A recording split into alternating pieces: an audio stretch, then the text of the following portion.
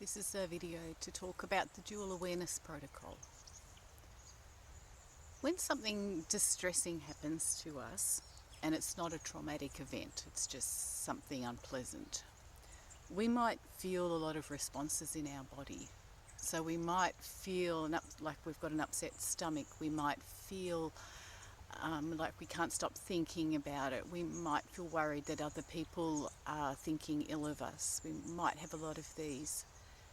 But if that distressing event hasn't overwhelmed our system, what normally happens is that in a few days, maybe a week or two, we return to normal. And that experience has become a memory. We can still remember it, and if we try to feel the feelings, we can often bring them up. But we're not reliving that experience when something reminds us of it. It's changed from being an experience to being a memory.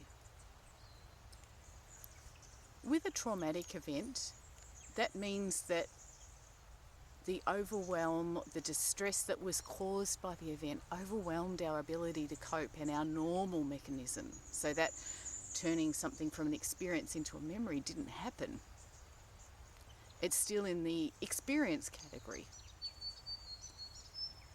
So that means when something reminds us or touches that experience, we feel it again in our body.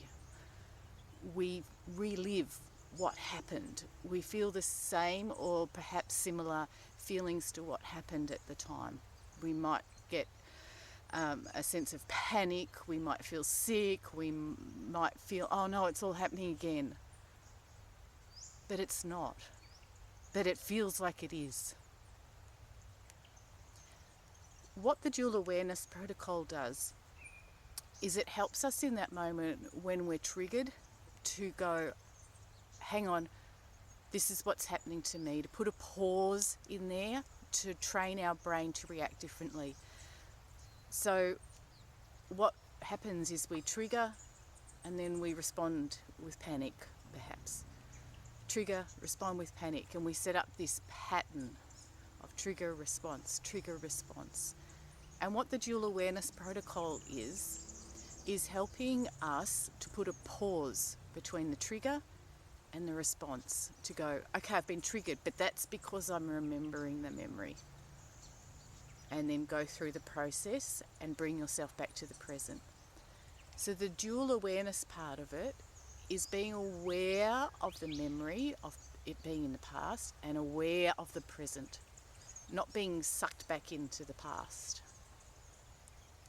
So the dual awareness protocol gives us some steps to follow when we're triggered, if we can, and it's not always possible, not always easy, to put a pause in, to follow these processes and to create a new pattern, so that instead of trigger, panic, we go trigger, pause, awareness of the past and the present.